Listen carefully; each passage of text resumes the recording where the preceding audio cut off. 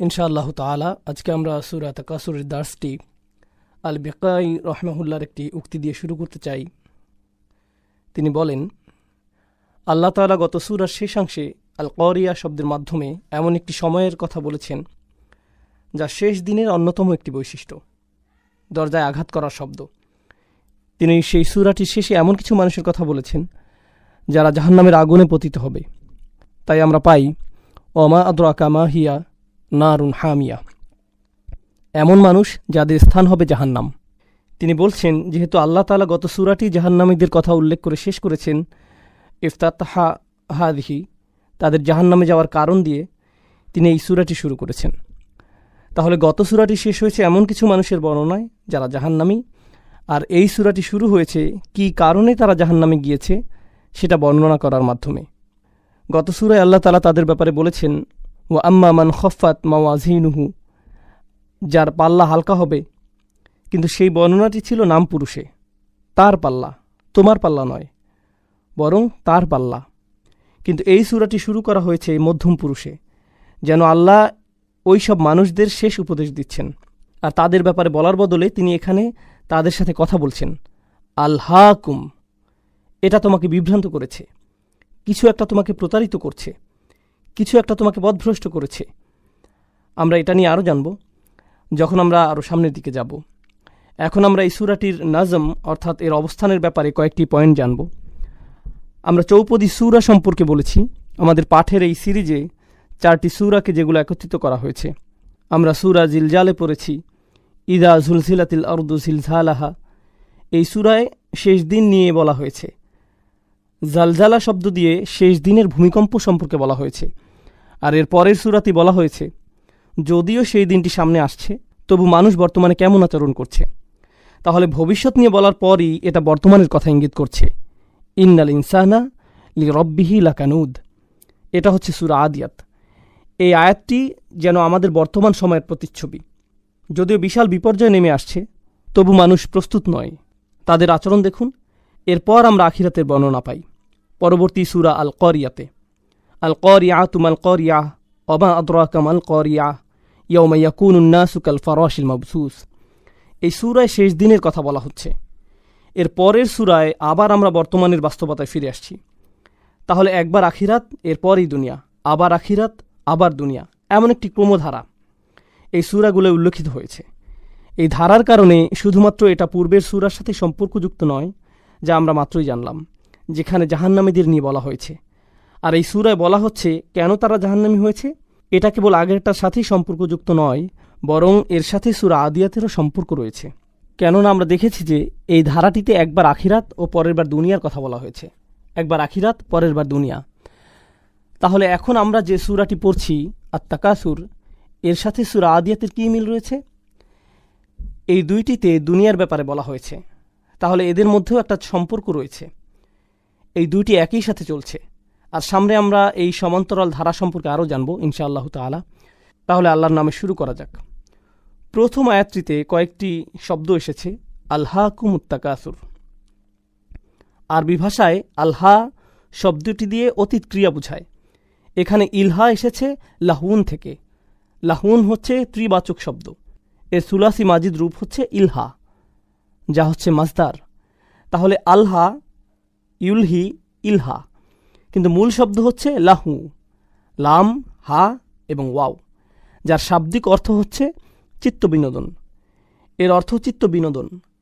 অন্য একটি জায়গায় আল্লাহ তাআলা বলছেন, ইয়ালামু ইন্নামাল হায়াতুদ দুনিয়া লাইবুন ওয়া লাহুন, জেনে রাখো নিশ্চয়ই দুনিয়ার জীবন খেলতামাশা, চিত্ত বিনোদন ছাড়া আর কিছুই নয়। তাহলে এটা হচ্ছে লাহুন এর একটি অর্থ। লাহুন এর আরেকটি অর্থ হচ্ছে যা আপনাকে এমন কিছুতে ব্যস্ত রাখে যাতে আপনার যা করা উচিত ছিল তা আপনি ভুলে যান। আর এটাই আসল বিনোদন।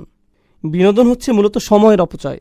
আপনি সেই সময়টা আপনি এর চেয়ে গুরুত্বপূর্ণ কিছুতে ব্যয় করতে পারতেন, কিন্তু আপনি বিনোদনের মধ্যে ডুবে থেকে সেই সময়টা হারিয়ে ফেলেছেন। এটাই হচ্ছে লাহুন। কিন্তু ইলহা শব্দটি দিয়ে বোঝায় ভ্রান্ত হওয়া, কোনো কিছু থেকে দূরে সরে যাওয়া। এখানে এই ক্রিয়া ব্যবহৃত হওয়া থেকেই বোঝা যায় যে বিষয়টি আপনাকে ভ্রান্ত করেছে তা কম গুরুত্বপূর্ণ, আর আপনি যা থেকে দূরে সরে গেছেন সেটা ছিল বেশি গুরুত্বপূর্ণ। এটা শব্দের অন্তর্নিহিত অর্থ। এখন এই একইভাবে কোরআনের বহু জায়গায় এমনটি ব্যবহৃত হয়েছে। যেমন সূরা মুনাফিকুনে আল্লাহ আমাদের হুঁশিয়ারি দিয়েছেন এই বলে, ইয়া আইয়ুহাল্লাযীনা আমানু লা তুলহিকুম, একই ক্রিয়া। এখানে ফেলে নাহি ব্যবহৃত হয়েছে, এটা বর্তমানকালের শব্দ। আমওয়ালুকুম ওয়া আওলাদুকুম আন যিকরিল্লাহ, তোমাদের ধন সম্পদ ও সন্তান সন্ততি যেন তোমাদেরকে আল্লাহর স্মরণ থেকে উদাসীন না করে। তাহলে আল্লাহ এখানে আমাদের জন্য একটি গুরুত্বপূর্ণ পয়েন্ট তুলে ধরেছেন। আল্লাহকে এমনভাবে স্মরণ করতে হবে যেন আপনার সম্পদ ও সন্তান আপনার কাছে তার চেয়ে কম গুরুত্ব পায়। এগুলো আপনাকে আল্লাহর স্মরণ থেকে ভুলিয়ে দেয়। অর্থাৎ আমাদের সম্পদ ও সন্তান পেয়েও যেন আমরা আল্লাহর কথা স্মরণ করি। এই শিক্ষাটি আমরা এই সূরায় পাই। আপনার কাছে যা আছে তা যেন আপনাকে আল্লাহর স্মরণ থেকে না ভুলিয়ে দেয়, বরং তা যেন আপনাকে আরও আল্লাহর কথা স্মরণ করিয়ে দেয়। মূলত এই শিক্ষাটি আমরা এই সূরায় পাই। এই সূরার শুরুতেই আমাদের প্রতি একটা অভিযোগ করা হয়েছে যে আমরা বিভ্রান্ত, আমাদের যেদিকে মনোযোগ দেওয়ার কথা সেদিকে দিচ্ছি না। আর এই সূরার শেষে একটি অনন্য শিক্ষা দেওয়া হয়েছে, তা হলো যেগুলোতে আমরা বিভ্রান্ত হচ্ছি সেগুলোতে আমাদের স্মরণ হওয়ার কথা ছিল। স্মরণ হওয়ার কথা ছিল। এই সূরায় আমাদের এই মনোভাবের প্রতি নতুন করে দৃষ্টি আকর্ষণ করা হয়েছে। তাহলে আলহাকুম, এটা আপনাকে বিভ্রান্ত করছে। এখানে এটা হচ্ছে উদ্দেশ্য, এটা আপনাকে বিভ্রান্ত করছে। এটা বলতে কোনটা? এখানে ক্রিয়ার বিশেষ্য কোনটা? এখানে ফাইল কোনটা? আত-তাকাসুর হচ্ছে এর পরবর্তী শব্দ। তাহলে আল্লাহ এখানে বলছেন না যে এটা তোমাকে বিভ্রান্ত করছেন, তিনি বলছেন আত-তাকাসুর এর অর্থ এখন আমি বলিনি, তোমাকে বিভ্রান্ত করছে, এটা তোমাকে ভুলিয়ে দিয়েছে। আরবি ভাষায় তাকাসুর শব্দটি এসেছে কাসরা থেকে। কাসরা মানে অনেক, কাসির মানে বহু। কাসির অর্থ বহু, তাই না? কাসরা দিয়ে আধিক্য বোঝায়। তাফাউল থেকে তাকাসুর, এটা দিয়ে তিনটি জিনিস বোঝায় না, আসলে চারটি জিনিস। পুরো আয়াতের অর্থ বলার আগে আমরা এই চারটি জিনিসের অর্থ জানব ইনশাআল্লাহ তাআলা। তাকাসুরের প্রথম অর্থ হচ্ছে অনেক কিছু পাওয়ার লোভ। কাসির অর্থ অনেক, আর তাকাসুর মানে অনেক কিছু পাওয়ার লোভ। তাহলে প্রথম অর্থ হচ্ছে অনেক কিছু পাওয়ার লোভ তোমাকে বিভ্রান্ত করেছে, এটা হচ্ছে প্রথম অর্থ। অনেক কিছু পাওয়ার লোভ তোমাকে বিভ্রান্ত করছে। আপনি সবসময় ভাবেন আমার তো যথেষ্ট নেই, আমার আরও দরকার, আমার কেবল ভাড়া বাসা আছে, কিন্তু আমার নিজের একটা বাসা দরকার। আমার একটা পুরাতন গাড়ি আছে, আমার একটা নতুন গাড়ি দরকার। আমার কেবল এইটুকু সঞ্চয় আছে, আমার আরও বেশি সঞ্চয় দরকার। আমার কেবল একটা ব্যবসা আছে, আমার আরও একটা ব্যবসা শুরু করা উচিত।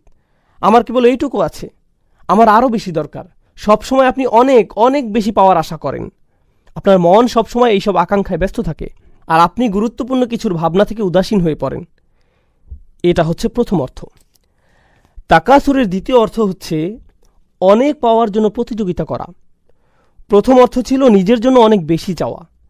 দ্বিতীয় অর্থ হচ্ছে অনেক পাওয়ার জন্য অন্যদের সাথে প্রতিযোগিতা করা। সে কিভাবে আমার চেয়ে বেশি পেল? আমার চেয়ে তার বেশি কিভাবে? ভাই, সে আমার চেয়ে ভালো চাকরি করে, আমার ওকে ধরা উচিত, আমার ওকে হারাতে হবে। আপনার অফিসে আপনার চেয়ারে বসে আছেন, আপনার পাশে যে বসে আছে তার চেয়ারটা আপনার চেয়ারের চেয়ে উন্নত। আপনি দেখে ভাবলেন তার চেয়ারটা কিভাবে আমার চেয়ে সুন্দর, সে কিভাবে এটা পেল। এটা খুবই সামান্য জিনিস, কিন্তু আপনি এভাবেই ভাবেন।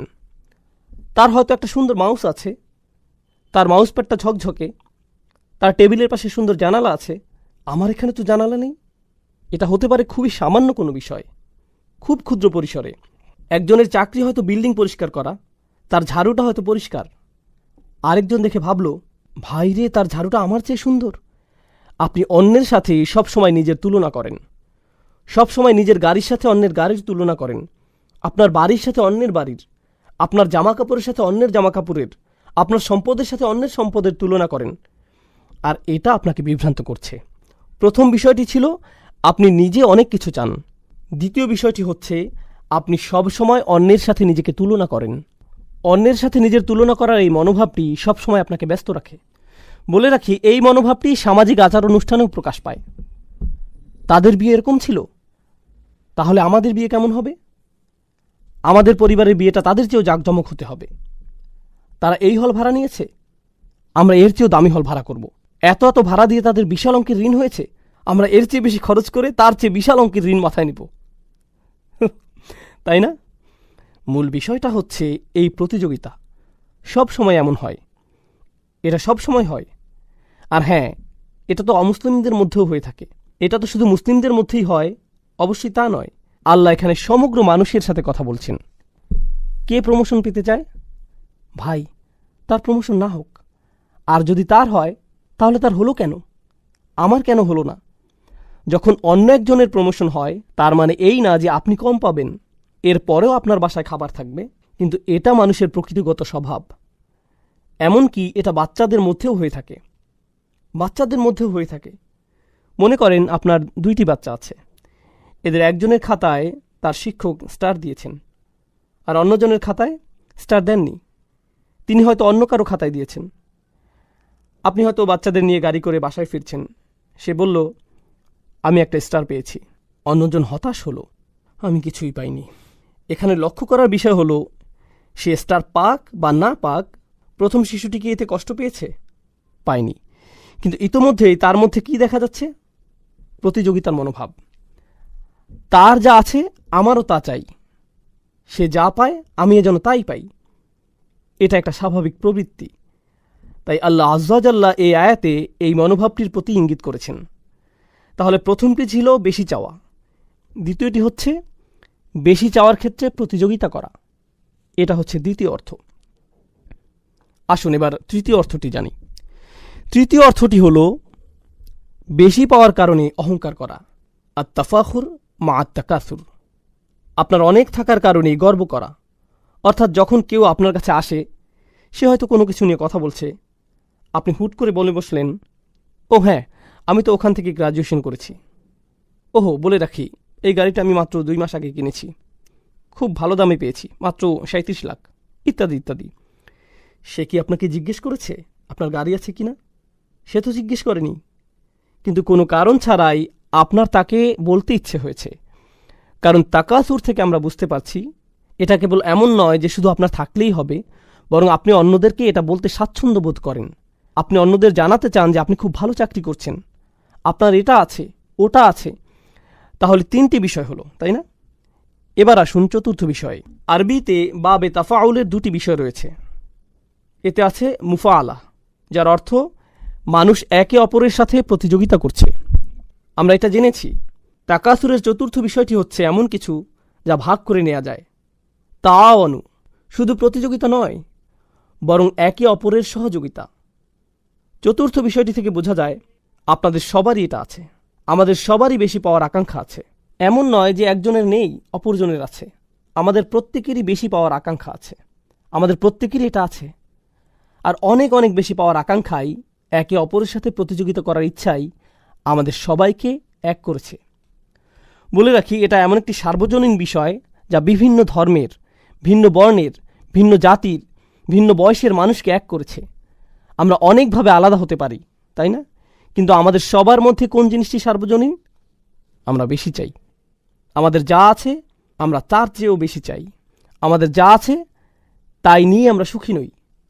আর আল্লাহ বলেন, এই মনোভাব, এই চিন্তা প্রক্রিয়া আপনাকে বিভ্রান্ত করেছে, আপনাকে ভুলিয়ে দিয়েছে।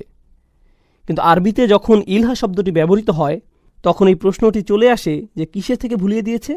আচ্ছা, বুঝলাম আমাকে ভুলিয়ে দিয়েছে। আপনি যখন আমাকে ভুলিয়ে দিয়েছে বলেন, স্বাভাবিকভাবে একটা প্রশ্ন চলে আসে, কিসের থেকে ভুলিয়ে দিয়েছে? আমি কাজের কথা ভুলে গিয়েছি, আমি স্কুলের কথা ভুলে গিয়েছি, আমি কিসের কথা ভুলে গিয়েছি? এটি জানতে হলে আরবিতে একটি আন যোগ করতে হয়। আমি আপনাদের যে আয়াতটি বলেছি, লা তুলহিকুম আমওয়ালুকুম ওয়ালা আওলাদুকুম, এরপর আল্লাহ যোগ করলেন আন যিকরিল্লাহ। আপনার সম্পদ ও সন্তান যেন আপনাকে ভুলিয়ে দিতে না পারে। কিসের থেকে? আল্লাহর স্মরণ থেকে। এখানে কিছু একটা থেকে বলা হয়েছে, এখানে বাড়তি তথ্য যোগ করা হয়েছে। এই তথ্যটি দিয়ে আপনাদের উত্তর দেয়া হয়েছে। এখন এই সূরায় আল্লাহ আজ্জাজাল্লাহ আন আইশাইইন বলেননি। তিনি কি বলেছেন? আমাদের ভোলার ব্যাপারে তিনি কি বলছেন? এখানে তিনি উন্মুক্ত রেখেছেন। উন্মুক্ত রাখার মাহাত্ম্য হচ্ছে এটা ইতলাকে পরিণত হয়েছে, এটা শর্তহীন হয়েছে। আপনি নিজে খুঁজে বের করুন। আল্লাহ চান যেন আমরা নিজে খুঁজে বের করি আমরা কি থেকে ভুলে আছি। কিছু আলেম মন্তব্য করেছেন, প্রথমত আমরা সত্য থেকে ভুলে আছি, যে আমাদের সত্যের পথে ডাকছে, আমরা তার প্রতি উদাসীন আছি।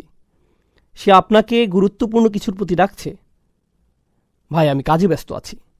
কেউ আপনার কাছে এসে বলল, ভাই চলো আমরা কোরআন থেকে কিছু শিখি, চলো আমরা নবী সাল্লাল্লাহু আলাইহি সাল্লামের সুন্নাহ থেকে কিছু শিখি। ভাই আমি এখন ব্যস্ত। আর আল্লাহ তাআলা বলছেন, আপনার এই ব্যস্ততা আসলে কেবল উদাসীনতা, আর এটাই আপনাকে সত্য থেকে দূরে রেখেছে। এটা আপনাকে সত্য থেকে দূরে রেখেছে। এটা একটা মন্তব্য। সত্যের প্রতি উদাসীন থাকা। তাফসিরে আমরা আলেমদের আরেকটি মন্তব্য পাই, সেটা হলো নিজেকে ভালোভাবে দেখা থেকে দূরে থাকা, মুহাসাবা। এটা আপনাকে নিজেকে দেখা থেকে ভুলিয়ে দিয়েছে। আমি আমার জীবনে কি করছি, আমি কিসের পিছনে ছুটছি। আর হ্যাঁ, আপনি যখন কোনো কিছুর পেছনে ছোটেন আর তা পেয়ে যান, আপনার সেগুলো বিরক্ত লাগা শুরু হয়। তখন আপনি অন্য কিছুর পেছনে ছোটেন, তারপর সেটাও আপনার বিরক্ত লাগে। এরপর আপনি অন্য কিছু খোঁজেন। আমাদের সবারই এমন হয়। আপনি যদি একটি বাড়ি কিনতে চান আর আপনি বাড়ি কিনে ফেলেন, তখন কি হয়? কিছুদিন পরে অন্য একজনের বাড়ি দেখতে আপনার বাড়ির চেয়ে সুন্দর মনে হয়, তাই না? এটা বিরক্ত লাগতে শুরু করে। আপনি পুনরায় সাজান। কিছুদিন পর আবার বিরক্ত লাগা শুরু করে। যখন আপনার সন্তান খুব করে একটা ভিডিও গেমের আবদার করে, আপনি সেটা কিনে দেন। তারা সেটা কয়দিন খেলে, কিছুদিন যায়, তারা গেমে জিতে যায়, শেষ। তারা বিরক্ত হয়ে পড়ে। নতুন কোনো মুভি আসলো। অনেক দিন আগে আমি তখন নিউ ইয়র্কে ছিলাম, আমি এমনটি বলেছিলাম, স্টার ওয়ার বা এরকম কোনো মুভি হবে। এর আগেরটা সম্ভবত 70-এর দশকে বের হয়েছিল। এরপরে তার সিকুয়েল বের হলো। জানি না এখন এমন হয় কিনা। নিউ ইয়র্কের রাস্তায় বিশাল হুলস্থুল লেগে গিয়েছিল। কেবলমাত্র একটি হলে সেটা রিলিজ পেয়েছিল, আর সেটার লাইন এত লম্বা ছিল যে হজের জন্য পাসপোর্টের লাইনের চেয়েও সেটা কয়েক গুণ বড় ছিল। অসংখ্য মানুষ এই মুভি দেখার জন্য লাইনে দাঁড়িয়েছিল। সারা রাত তারা দাঁড়িয়ে যেন কিয়াম করছে, যেন সেই মুভিটা দেখতে পারে। তারা সেই মুভির জন্য সব কিছু ছেড়ে লাইনে দাঁড়িয়েছিল। কেউ কেউ তো মনে হচ্ছিল যেন ইসলামের পোশাক পরা ছিল। তারা স্টার ওয়ার্সের বিভিন্ন জামা কাপড় পরে, মুখে ছবি এঁকে, হই হুল্লোড় করে লাইনে দাঁড়িয়েছিল, যেন তারা মুভিটা দেখতে পারে। তারা তখন অন্য কিছুই চায়নি। আপনি যদি তখন সেই মুহূর্তে তাদেরকে কোনো কিছু নিয়ে বলেন, আপনি যদি বলেন আপনি কি এই কাজটা করবেন বা অন্য কিছু করবেন, না না না না, আমি এখন লাইনে দাঁড়াবো। যখন তাদের মুভি দেখা শেষ হয়, বের হয়ে তারা কি বলে, এর চেয়েও ভালো হতে পারত, না অতটা ভালো ছিল না, স্পেশাল ইফেক্টগুলো কিছুটা রংচঙে ছিল, এটা সেটা। ভাই আপনি এটা এত বেশি করে চেয়েছিলেন, আর কি হলো? আপনি বিভ্রান্ত হয়েছেন। আপনি ভেবেছেন এটা আপনাকে সুখী করবে, আর এজন্যই আপনি এটা করেছেন। আর যখন আপনি এটা শেষ করলেন, আপনি কি সুখী হয়েছেন? না, আপনি তখন অন্য কিছু নিয়ে পড়ে গিয়েছেন। ভাই এখন আমাকে তৃতীয়টির জন্য অপেক্ষা করতে হবে। এখন আপনি পরবর্তীটার জন্য অপেক্ষা করছেন। তাহলে আপনি নিজেকে বিভ্রান্ত করেই যাচ্ছেন। আপনি একটু থেমেই নিজেকে জিজ্ঞেস করছেন না, ভাই আমি তো কখনোই তৃপ্ত হচ্ছি না। যখনই আমি কিছু পেয়ে যাই, তারপর আমার অন্য কিছু দরকার হয়। আমি কখনোই তৃপ্ত হই না, আমার প্রয়োজন ফুরায় না। তাহলে এটা আপনাকে আপনার নিজের দিকে তাকানো থেকেও দূরে রাখে। এটা আপনাকে আপনার জীবনের উদ্দেশ্যের প্রতি তাকানো থেকে দূরে রাখে। এই বিভ্রান্তি, এই চাহিদা, এই প্রতিযোগিতা আপনাকে এই প্রশ্ন থেকে দূরে রাখে যে আমি কেন এই পৃথিবীতে এলাম।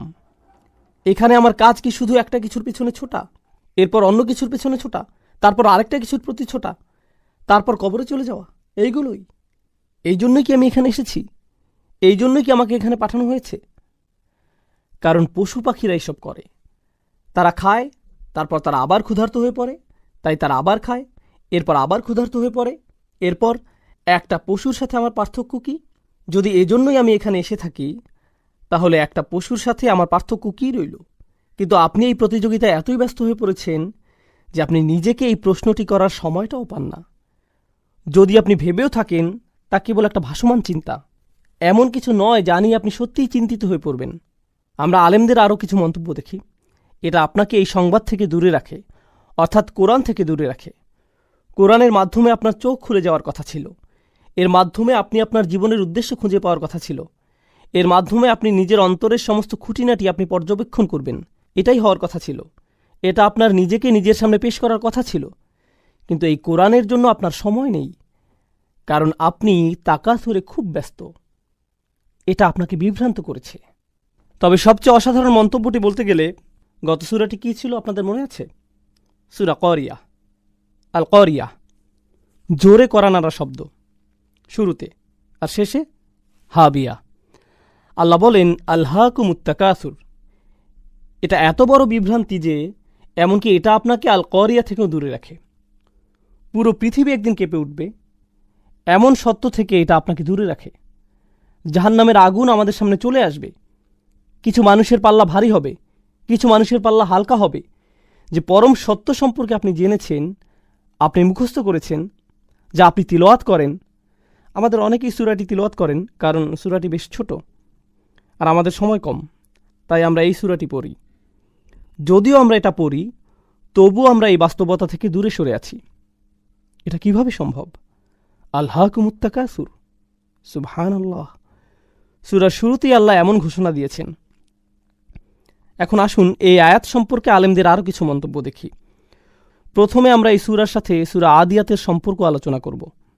আপনাদের মনে আছে সূরা আদিয়াতে আমরা দুনিয়ার প্রতি আমাদের মনোভাব নিয়ে পড়েছিলাম?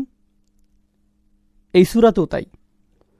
ওই সূরাটিতে আল্লাহ বলেন ইন্নাল ইনসানা লিরব্বিহি লাকানুদ, নিশ্চয়ই মানুষ তার রবের প্রতি বড়ই অকৃতজ্ঞ। ওয়া ইন্নাহু আলা যালিকা লাশাহিদ, আর নিশ্চয়ই সে এই বিষয়ে সাক্ষী। ওয়া ইন্নাহু লিহুব্বিল খৈরি লাশাদীদ, আর নিশ্চয়ই সে ধন সম্পদের প্রতি খুবই আসক্ত। দুনিয়ার সব কিছু খুবই আকর্ষণীয়। এখন আল্লাহ এখানে বলছেন এসবের প্রতি তোমার ভালোবাসা অনেক বেশি। তিনি আগের সূরায় এমনটি বলেছিলেন। এই সূরায় তিনি কি বলছেন? তিনি বলছেন এসবের প্রতি তোমার ভালোবাসা এতটাই গভীর যে এগুলো তোমাকে ভুলিয়ে দিচ্ছে। তাহলে এখানে তিনি পরবর্তী অবস্থার কথা বলছেন। সেটা কি? এটা আপনাকে ভুলিয়ে দেয়। এই দুইটি প্রত্যক্ষ সম্পর্কযুক্ত। জামাকশারি মন্তব্য করেছেন ইদা শাগালাত, অর্থাৎ এই চাওয়ার আশা তোমাকে ব্যস্ত রাখে। শুধুমাত্র আপনার মনেই নয়, বরং আপনার আচরণেও এটা আপনাকে ব্যস্ত রাখে। তিনি কাফিরদের এভাবে সংজ্ঞায়িত করেছেন আত্তাবারি ফিল কাসরা আত্তাবাহি বিহা, নিজের অনেক আছে, এটা মানুষকে দেখিয়ে বেড়ানো, সেই সাথে এটা দেখিয়ে গর্ব অনুভব করা। যেমন কেউ বলল আমাদের অনেক কিছু আছে, এটা শুনে অন্যজন বলল না আমাদের তার চেয়েও বেশি আছে। এভাবে কার বেশি আছে আর কার কম আছে এর হিসাব করতে করতে আপনার জীবন অতিবাহিত। সুবহানাল্লাহ। শাওকানি রহমাহুল্লাহ তাকাসুর নিয়ে মন্তব্য করেছেন তারা একে অপরকে কার কি বেশি আছে সেটা দেখিয়ে বেড়ায়। খুবই গুরুত্বপূর্ণ কথা বলেছেন। তিনি বলেছেন এখানে বিভ্রান্তি বলতে টাকা পয়সা অথবা সন্তানটিকে বোঝানো হতে পারে। আল্লাহ যে বিভ্রান্তির কথা বলেছেন তা হল সম্পদ আর সন্তান। তিনি কেন এমনটি বললেন? আরেকটি জায়গায় ইলহা কিভাবে ব্যবহৃত হয়েছে? আল্লাহ বলেন লা তুলহিকুম আমওয়ালুকুম ওয়ালা আওলাদুকুম। বিভ্রান্তি বলতে কোরআনের সম্পদ ও সন্তানকে বোঝানো হয়েছে। এটা এক জায়গায় এসেছে। অন্য জায়গায় আমরা তাকাসুরের বর্ণনা পাই। সূরা হাদীদে আল্লাহ বলছেন তাকাসুরুন ফিল আমওয়ালি ওয়াল আওলাদ। তাহলে আয়াতের প্রথম শব্দ ইলার সাথে আমরা আমওয়াল ও আওলাদ এই দুটি শব্দ পাই। দ্বিতীয় শব্দ তাকাসুরের সাথেও আমরা আমওয়াল ও আওলাদ পাই। আমরা এই উভয় ক্ষেত্রেই পাই। তাহলে সম্পদ ও সন্তান উভয়ই আমরা বেশি চাই। কিন্তু আমরা দেখছি যে আমাদের জীবনের আসল উদ্দেশ্যের দৃষ্টিকোণ থেকে এই দুইটি আমাদের জন্য বিভ্রান্তি। এগুলো হতে পারে বড় বিভ্রান্তির কারণ।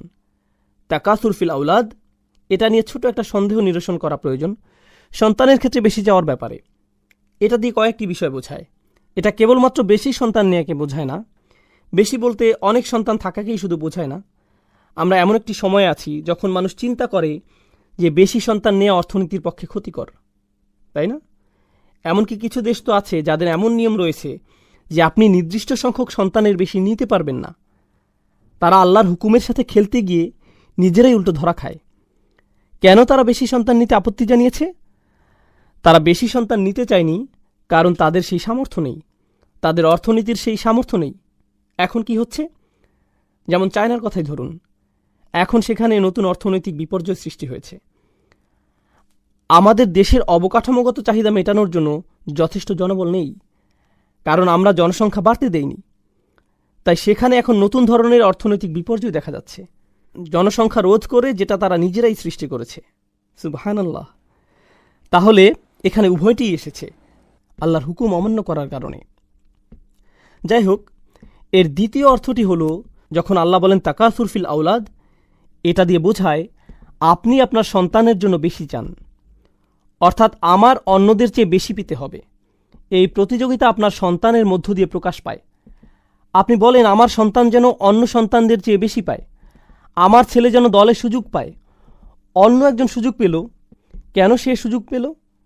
আমার ছেলে পরীক্ষায় বি পেয়েছে, কেন সে বি পেল? আমি শিক্ষকের নামে অভিযোগ দেব। তার সন্তান কিভাবে এ প্লাস পেল? তার ছেলে আমার ছেলের উপরে কিভাবে? আপনার ছেলে বি পেয়েছে তার নিজের কারণে, এর সাথে তার ছেলের কোনো সম্পর্ক নেই। কিন্তু আপনি সব সময় আপনার সাথে অন্যের তুলনা করতে থাকেন, সব সময় তুলনা করেন। এটা শুধু আপনার ছোট মানসিকতার পরিচয় নয়, আপনার সন্তানের উপরও এর প্রভাব পড়ে। তাহলে আল্লাহ তাআলা বলেন, আচ্ছা আল্লাহ কি বলছেন সেটা জানার আগে আমরা আরও কিছু মন্তব্য পড়ে নিই। ইবনে আব্বাস রাদিয়াল্লাহু তাআলা আনহু বলেন, এই আয়াতের খুবই চমৎকার একটি পাঠ। তিনি শুরুতে একটি অতিরিক্ত হামজা দিয়ে পড়তেন, আলহাকুমুত তাকাসুর অথবা আলহাকুমুত তাকাসুর। এটা দিয়ে কি বোঝায় জানেন? অনেক চাওয়ার এই প্রতিযোগিতায় বেশি বেশি পাওয়ার চাহিদা কি তোমাকে ব্যস্ত রাখে? আসলে তিনি এটিকে একটি প্রশ্নের মতো করে পড়তেন। তিনি এই আয়াতটিকে একটি প্রশ্ন হিসেবে পড়তেন। অনেক সময় এমন হয়, যখন আপনি কাউকে তিরস্কার করেন, আপনি তার দিকে প্রশ্ন ছুড়ে দেন, আমি কি তোমাকে এটা করতে বলেছি? তুমি এমন একটি কাজ করলে। আপনি কিন্তু বলেন না যে তুমি এটা করেছ, আপনি বলেন তুমি এমন কাজ করেছ, তুমি কি আমাকে বলবে যে তুমি এটা কেন করলে, কিভাবে করলে? আপনি এইভাবে প্রশ্ন ছুড়ে দেন, যেন এটা একটা জাজার, মানে কাউকে তিরস্কার করা, কাউকে ভর্ৎসনা করা। ইবনে আব্বাস রাদিয়াল্লাহু তাআলা আনহু আয়াতটিকে এভাবে পড়তেন। আবু মুসলিমের মন্তব্যটি আমরা আগে পড়েছি। তার মন্তব্যটি মূলত ছিল এমন যে এটা মানুষের মধ্যে ভাগ করে নেওয়া যায়। তাহলে আমরা এটা জানি ইনশাআল্লাহ তাআলা। প্রথম আয়াতের ব্যাপারে আমরা সর্বশেষ কোরআনের আরেকটি জায়গায় দেখব, যেটা আছে সূরা কাহফে। আলহাকুমুত তাকাসুরের একটি সুন্দর ব্যাখ্যা। আপনারা তো দুই কৃষকের গল্প জানেন, যাদের একজনের ছিল একটি ছোট বাগান, অন্যজনের ছিল তার চেয়ে বেশ বড় একটি বাগান। সে কিভাবে তাকাসুর প্রকাশ করল? সে গরিব কৃষককে বলল, ধনী কৃষক গরিব কৃষককে বলল, আনা আকসারু মিনকা মালান ও আযু নাফারা, সম্পদের দিক থেকে আমি তোমার চেয়ে বড়, জনবলের দিক থেকেও আমি তোমার উপরে। আমার অনেকগুলো সন্তান আছে যারা আমার ব্যবসা দেখছে, তোমার দেখার মতো কেউ নেই, তুমি একা। সে বলল, নাহনু আকসার। অপরজন বলল, নাহনু আকসার। অর্থাৎ এখানে সে মূলত অপরজনকে তাকাসুর দেখাচ্ছে। এখানে কিছু বিষয় আছে। আমি যদিও আপনাদের বলেছি যে এটাই শেষ মন্তব্য, তবুও এই মন্তব্যটি পড়া উচিত, এটা গুরুত্বপূর্ণ ইনশাআল্লাহ। এখানে বলা হচ্ছে যে আল্লাহ বলছেন এটা তোমাকে বিভ্রান্ত করছে, কিন্তু তিনি এটা বলেননি যে কি তোমাকে বিভ্রান্ত করছে। এটা শাওকানি রহমাহুল্লাহর মন্তব্য। তিনি বলছেন, অলাম ইয়াকুল আনকাদা, তিনি এখানে বলেননি যে মানুষ কিসে বিভ্রান্ত হয়, বাল আতলাকাহ, বরং তিনি এটাকে শর্তহীন করেছেন। কারণ এটাকে শর্তহীন করায় তাচ্ছিল্য, তিরস্কার বা সমালোচনার জন্য এটা আরও অলঙ্কারপূর্ণ হয়েছে। তিনি বলেন একে উন্মুক্ত করার কারণে কিসে কিসে মানুষ বিভ্রান্ত হয় তার দরজা আপনার জন্য উন্মুক্ত রইল। আমরা একটু আগে জীবনের উদ্দেশ্য খোঁজা, নিজেই নিজেকে দেখা, এসব নিয়ে আলোচনা করেছি। এসবের প্রতি আপনি উদাসীন থাকেন, তাই এই সব দরজাই এখন আপনার সামনে খোলা, এবং একে উন্মুক্ত রাখার কারণে এটা সার্বজনীন হয়ে গিয়েছে। অর্থাৎ এখানে কেবল একটি বিভ্রান্তি নিয়ে কথা বলা হচ্ছে না, বরং অনেক কিছুতেই আপনার মনোযোগী হওয়া উচিত। এগুলোর কারণে আপনি কোনো কিছুতেই মনোযোগ দেন না। এটা হচ্ছে আরেকটি সুবিধা। এখানে বাগ্যিতার রীতি মানা হয়েছে। এটা হচ্ছে আরবি অলঙ্কার শাস্ত্রের একটি পাঠ। যখন কোনো কিছু উল্লেখ করা থাকে না, এর মাহাত্ম্য রয়েছে। এর অর্থ হচ্ছে এই তাকাসুর আপনাকে সব কিছু থেকে ব্যস্ত রাখছে, যা নিয়ে আপনার ব্যস্ত থাকার কথা ছিল। তথাপি মিনাত তাআতিল্লাহ, আল্লাহর আনুগত্য থেকে শুরু করে ওয়াল আমালিল আখিরাহ, আখিরাতের জন্য প্রস্তুতি নেওয়া পর্যন্ত, এগুলো নিয়েই আপনার ব্যস্ত থাকার কথা ছিল, কিন্তু এটা আপনাকে এই সব থেকে দূরে সরিয়ে রেখেছে। এই ছিল প্রথম আয়াতের ব্যাপারে সর্বশেষ মন্তব্য। আল্লাহ বলেন, হাত্তা জুরতুমুল মাকাবির। যারা মানে কারোর সাথে দেখা করা, জিয়ারাহ মানে কারোর সাথে দেখা করা। উর্দুতে আমরা বলি জিয়ারত করনা, এরকম কাছাকাছি শব্দ, কারোর সাথে দেখা করা। কিন্তু প্রাচীন আরবি ভাষায় এর আরেকটি অর্থ আছে, সেটা হলো কারো সাথে দেখা করা ও তাকে জড়িয়ে ধরা, বুকে বুক মিলানো, একেও জিয়ারা বলা হয়ে থাকে। আপনি কেবলমাত্র কারোর সাথে দেখাই করেন না, আপনি তাকে জড়িয়েও ধরেন। আর আল্লাহ এখানে বলে রাখি, আপনি যখন কারোর সাথে দেখা করেন সেটা কি স্থায়ী না অস্থায়ী? এটা অস্থায়ী। আপনি একটু পরেই চলে যাবেন। এখানে এই অর্থটিও আছে, মানে আপনি কারোর সাথে দেখা করতে গিয়েছেন, আপনি দেখা করেছেন, এরপর আপনি চলে গিয়েছেন।